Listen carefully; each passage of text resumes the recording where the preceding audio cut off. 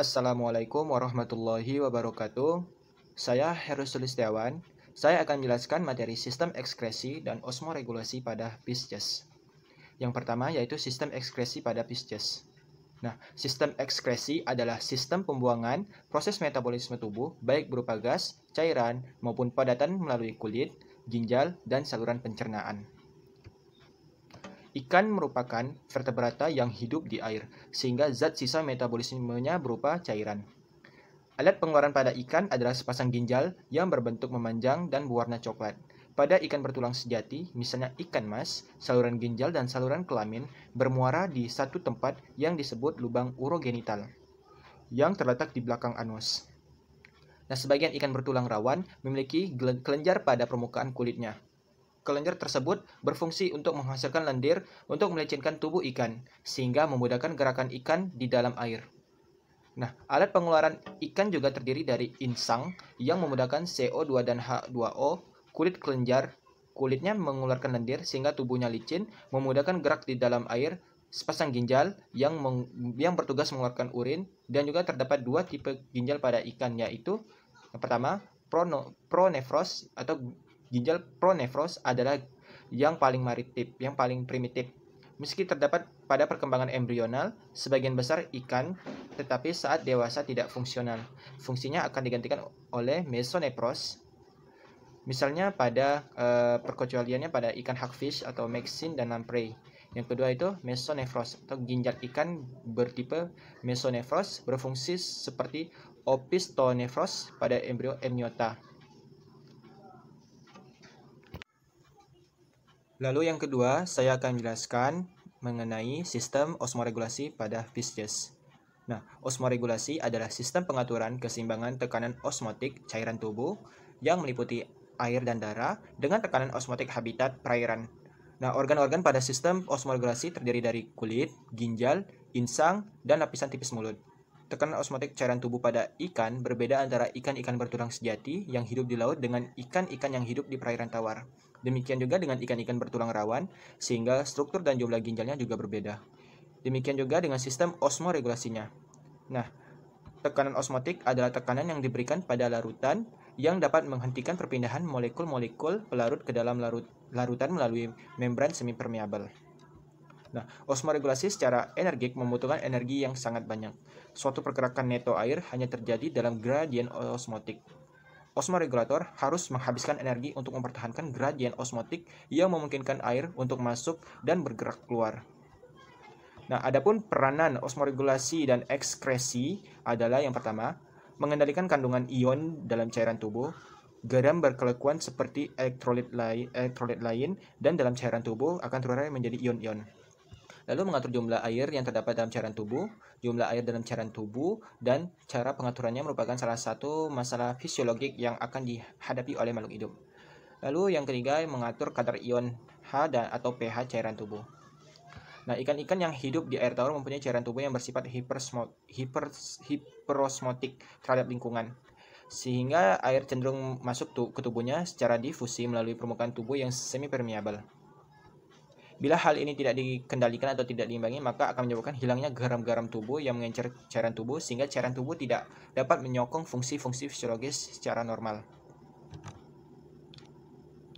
Nah, ikan air laut ini hidup pada lingkungan yang hipertonik terhadap jaringan dan cairan tubuhnya, sehingga cenderung kehilangan air melalui kulit dan insang dan kemasukan garam-garam. Untuk mengatasi kehilangan air, ikan air laut meminum air laut sebanyak-banyaknya. Dengan demikian berarti pula kandungan garam akan meningkatkan dalam cairan tubuh ikan tersebut. Padahal dehidrasi dapat dicegah dengan proses ini dan kelebihan garam harus dihilangkan. Karena ikan laut dipaksa oleh kondisi osmotik untuk mempertahankan air, volume air seni lebih sedikit dibandingkan dengan air tawar. Tubulus ginjal mampu berfungsi sebagai penahan air. Jumlah glomerulus ikan laut cenderung lebih sedikit dan bentuknya lebih kecil daripada glomerulus pada ikan air tawar. Sekian penjelasan dari saya. Terima kasih. Baiklah, di sini saya akan menjelaskan tentang sistem ekskresi dan osmoregulasi pada amfibi. Nah, sistem ekskresi pada amfibi itu adalah paru-paru dan ginjal. Amfibi merupakan jenis vertebrata atau hewan dengan tulang belakang, di mana memulai awal hidupnya sebagai organisme air.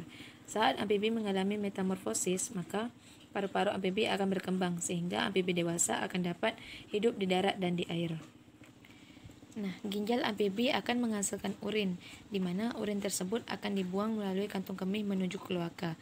Kloaka amfibi berfungsi sebagai saluran kelamin, saluran urin, serta saluran pencernaan. Hasil sisa pernapasan yang biasanya berupa gas karbon dioksida akan dibuang melalui paru-paru amfibi. Sama halnya dengan manusia, amfibi memiliki 2 ginjal, di mana ginjal-ginjal ini akan menyaring limbah dari dalam darah serta mencampurnya dengan air untuk membentuk urin. Nah, selanjutnya urin ini akan melalui perjalanannya dari ginjal yang kemudian melalui ureter menuju kantung kemih dan terakhir dibuang melalui kloaka. Selanjutnya, sistem osmoregulasi pada amfibi. Nah, sebagian besar amfibi adalah hewan air atau semi akuatik. Telurnya diletakkan dalam air dan larvanya adalah hewan air yang bernapas dengan insang melalui metamorfosis. Kebanyakan amfibi mengubah alat pernapasannya dengan paru-paru. Beberapa salamander tetap memiliki insang dan tetap hidup dalam air setelah dewasa. Dan kebanyakan kata di lain pihak berubah menjadi hewan darat, meskipun biasanya masih tetap memiliki habitat berair. Regulasi osmotis amfibi mirip ikan air tawar. Kulitnya berperan sebagai organ osmoregulasi utama. Pada saat hewan berada dalam air tawar, terdapat aliran osmotik air ke dalam tubuhnya melalui kulit, sehingga urin yang akan dikeluarkan akan menjadi sangat encer.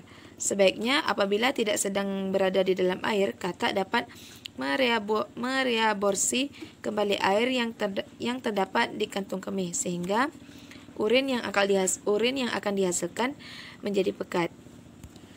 Katak dan salamander umumnya adalah hewan air tawar.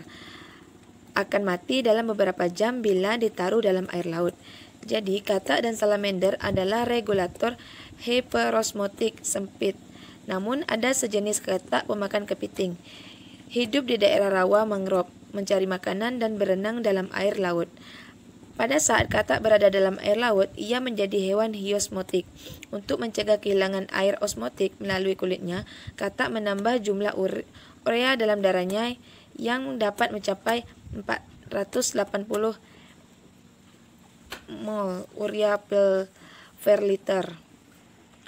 Mekanisme ini beralasan sebab kulit amfibi relatif variabel terhadap air, sehingga secara sederhana untuk mencegah kehilangan air dibuat konsentrasi osmotik darah seperti medium. Mungkin ini saja yang dapat saya jelaskan, terlebih terkurang saya mohon maaf. Assalamualaikum warahmatullahi wabarakatuh. Saya Sela Sutari. Saya akan melanjutkan penjelasan tentang sistem ekskresi dan osmoregulasi dari reptil. Nah, alat ekskresi pada reptil ada 3 macam, yaitu ginjal, paru-paru, dan kulit. Ada juga di salah satu sumber saya ada membaca ada satu lagi, yaitu kloaka. Nah, paru-paru dan kulit ini digunakan oleh reptil sebagai sarana pernapasan. Seperti yang kita ketahui, di paru-paru itu ada struktur yang disebut alveolus yang merupakan kantung udara kecil namun kaya akan pembuluh darah. Di paru-paru inilah proses pertukaran oksigen dan karbon dioksida terjadi. Kemudian ada kulit. Kulit ini berperan sebagai organ pembantu jika sewaktu-waktu paru-paru tidak bekerja secara optimal, maka kulit akan mengambil peran dari paru-paru. Nah, alat ekskresi selanjutnya itu ginjal. Ginjal ini alat ekskresi yang paling dominan pada reptil. Pada reptil, ginjalnya itu berbentuk metafros yang akan menyaring urin yang masuk. Urin pada reptil akan masuk melalui pembuluh-pembuluh darah yang menuju ke metanefros. Kemudian di sana urin akan disaring. Metanefros akan membuang asam urat yang terkandung di dalam urin. Metanefros ini mengekskresikan sebagian besar metabolisme reptil dalam bentuk asam urat. Ini karena asam urat dapat berbahaya bila disimpan terus-menerus dalam tubuh karena pembuangan. Dalam bentuk asam urat inilah maka reptil tidak memerlukan banyak air untuk membuang nitrogen dalam darah. Kemudian ada sistem osmoregulasi dari reptil. Nah, reptil ini memiliki kulit yang kering, berzat tanduk, dan impermeabel terhadap air. reptil ini tadi mengekskresikan asam urat lewat urin. Nah, keadaan kulit yang kering dan bersisik ini merupakan cara beradaptasi yang baik terhadap kehidupan darat, yakni agar tidak kehilangan banyak air. Nah, untuk lebih menghemat air, hewan akan menghasilkan zat sisa bernitrogen dalam bentuk asam urat yang pengeluarannya hanya membutuhkan sedikit air. Selain itu, reptil juga melakukan penghematan air dengan cara menghasilkan feses yang kering. Bahkan kadal dan kura-kura juga mengalami dehidrasi yang mampu memanfaatkan urin encer yang dihasilkan dan disimpan di kandung kemihnya dengan cara mereabsorpsinya. Beberapa reptil laut, ekskresi garam itu dilakukan oleh kelenjar garam yang ada di kepalanya. Kelenjar garam ini menghasilkan cairan dengan konsentrasi tinggi, terutama natrium dan klorida, yang konsentrasinya itu lebih tinggi daripada air laut. Kelenjar garam ini tidak berfungsi secara terus-menerus seperti ginjal, tetapi ia hanya berfungsi apabila kadar garam dalam darah sangat tinggi sehingga ginjal tidak mampu berfungsi dengan baik. Assalamualaikum warahmatullahi wabarakatuh. Nama saya Siti Anissa. Di sini saya akan menjelaskan alat-alat ekskresi pada aves. Alat ekskresi pada aves ini ada 3. Yang pertama ginjal. Ginjal pada aves ini dominan berwarna coklat dan berjenis metanefor. Fungsinya untuk mengambil zat dari sisa bentuk darah tetapi akan membentuk urin. Jadi aves ini tidak memiliki kandung kemih atau vesika urinaria sehingga saluran ureter akan langsung menuju ke laka. Yang kedua itu paru-paru, yaitu sistem pernafasan pada aves. Pada awalnya udara akan masuk melalui lubang hidung di paru, lalu udara tersebut masuk ke tubuh melalui trakea. Trakea yang menyerupai pipa akan membawa udara ke paru-paru untuk melakukan metabolisme tubuh. Udara yang telah diolah akan dikeluarkan lagi dalam bentuk senyawa CO2. Selanjutnya yang terakhir yaitu kulit. Kulit adalah salah satu sistem ekskresi pada aves yang umumnya melapisi tubuhnya. Pada burung yang hidup di daerah yang kering, cenderung akan beradaptasi dengan mengubah senyawa limbah yang mengandung nitrogen menjadi asam urat yang tidak larut dan tentu saja dapat dikeluarkan tanpa banyak air. Selanjutnya, sistem osmoregulasi pada aves. Osmoregulasi pada aves ini, burung mengeluarkan kelebihan garam tersebut melalui kelenjar garam yang terdapat pada cekungan dangkal di kepala bagian atas, lalu di sebelah atas setiap matanya, juga di dekat hidung. Apabila burung laut menghadapi kelebihan garam di dalam tubuhnya, hewan itu akan mengekskresikan cairan pekat yang banyak mengandung NaCl. Kelenjar garam ini hanya aktif pada satu burung dijenuhkan oleh garam. Sekian, terima kasih. Assalamualaikum warahmatullahi wabarakatuh. Perkenalkan saya Gavianti Caroline. Di sini saya akan menjelaskan tentang sistem ekskresi pada mamalia.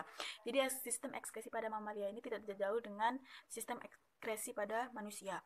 Jadi yang terlibat itu adalah ginjal, kulit, paru-paru, dan hati.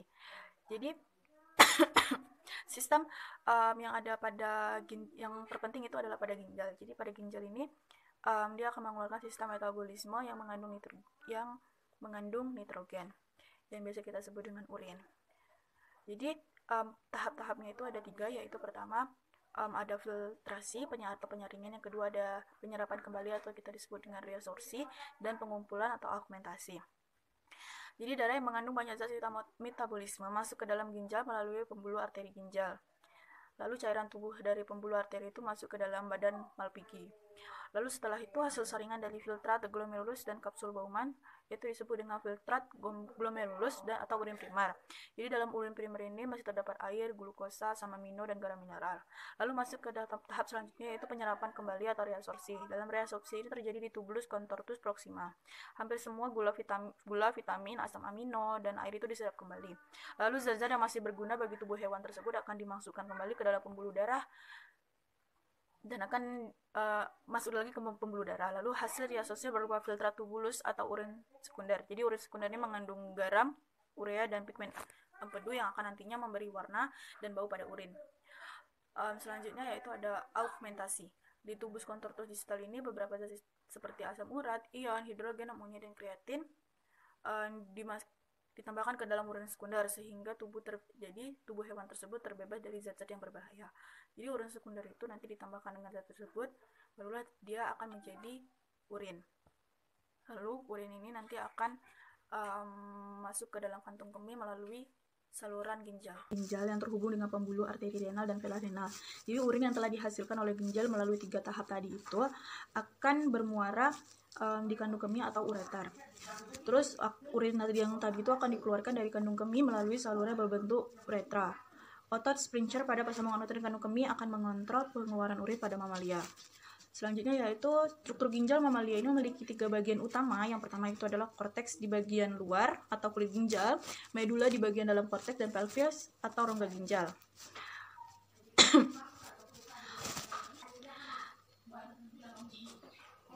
Tipe ginjal yang ada pada mamalia ini adalah ginjal mesonefrik, yaitu saluran sperma, dan saluran mesonefrik itu membawa urin atau sperma. Saluran reproduksi dan uriannya itu bersatu. Mesonefros berkembang secara segmental di tengah rongga tubuh. Beberapa nefrostoma bermuara ke dalam selom. Ekskresinya itu dilakukan oleh glomerulus. Seperti pada ikan dan amfibi itu berfungsi hingga dewasa. Pada reptil, aves, dan mamalia itu hanya berfungsi selama fase embrio dan menghilang. Namun salurannya tetap ada sebagai fase difference. Kulit. Jadi kulit ini berfungsi sebagai organ ekskresi karena mengandung kelenjar keringat yang mengeluarkan keringat ketika suhu tubuh naik. Kelenjar keringat ini akan menghasilkan keringat. Jadi keringat tersebut tuh akan diuapkan. Menguapkan keringatnya itu dapat menurunkan suhu tubuh. Keringat juga mengandung air, larutan garam, dan sedikit urea. Jadi kelenjar keringat ini tuh akan menyerap air, larutan garam, dan urea dari kapiler darah yang terletaknya itu berdekatan. Dan zat-zat yang terlarut itu nanti akan dikeluarkan ke permukaan kulit melalui pori-pori sebagai keringat. Bila udaranya dingin itu pengeluaran keringat menjadi lebih sedikit, sehingga pengeluaran air dari tubuh itu banyak melalui ginjal dan menyebabkan sering terjadinya ekskresi urin. Mekanisme pengeluaran keringat itu pun ditentukan oleh pusat pengatur suhu tubuh yang biasa kita kenal dengan hipotalamus. Jadi hipotalamusnya ini menghasilkan enzim beraki dingin yang mempengaruhi kegiatan kelenjar keringat. Jika rangsangan berupa perubahan suhu pada pembuluh darah, maka rangsangan tersebut akan diteruskan oleh syaraf simpatik ke kelenjar keringat. Selanjutnya adalah paru-paru. Jadi sistem ekskresi paru-paru pada mamalia ini hampir sama saja dengan manusia, tetapi sedikit berbeda karena mamalia ini dipengaruhi dan disebabkan oleh lingkungan tempat tinggalnya. Jadi paru-paru mamalia ini mempunyai permukaan berspons yang dipengaruhi liang epitelium dengan mempunyai luas permukaan per isi padu yang lebih luas berbanding dengan luas permukaan paru-parunya. Jadi paru-parunya itu terletak di dalam rongga dada, lalu dilindungi oleh struktur bertulang selangka dan diselimuti oleh pleura.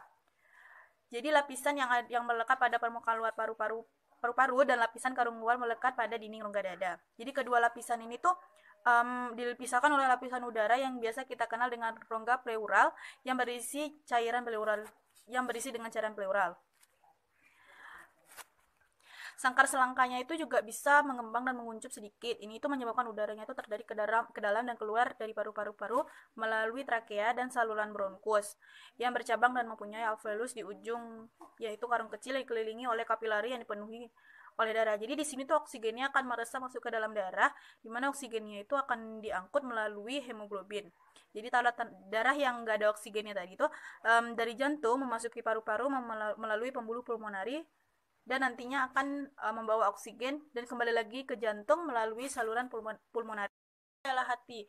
Jadi hati atau hepar ini selain berfungsi sebagai kelenjar sistem pencernaan juga merupakan bagian dari sistem ekskresi karena menghasilkan empedu. Jadi hati ini tuh berfungsi sebagai tempat perombakan dan menghancurkan sel-sel darah merah yang telah tua. Hati ini juga tempat terjadinya proses perombakan protein. Dalam proses perombakan protein ini terjadi proses yang nantinya akan menghasilkan urea yang nanti akan membahayakan tubuh. Oleh karena itu nanti urea akan keluar bersama urin. Empedu itu mengandung air, asam empedu, garam empedu, kolesterol, dan zat warna empedu. Bilubirin ini merupakan hasil perombakan hemoglobin sel darah merah di hati. Jadi nanti akan dikeluarkan bersama dengan cairan empedu ke usus yang kemudian akan mengalami pemecahan menjadi sterkobilin atau urobilin di dalam usus. Nanti sterkobilin inilah yang akan memberikan warna pada feses dan urobilin yang akan memberikan warna pada urin. Saya selanjutnya akan menjelaskan lagi tentang itu adalah sistem osmoregulasi pada mamalia. Jadi pada mamalia ini tuh kehilangan air dan garam dapat terjadi lewat keringat. Sementara cara mereka memperoleh air itu sama dengan vertebrata lainnya, yaitu dengan air, minum, dan makanan. Tapi kalau misalnya dengan mamalia yang hidup di padang pasir, memperoleh air itu adalah hal yang mustahil. Seperti contohnya adalah kanguru. Jadi kanguru itu nggak minum air, tetapi dapat bertahan dan menggunakan air metabolik yang dihasilkan dari oksidasi glukosa.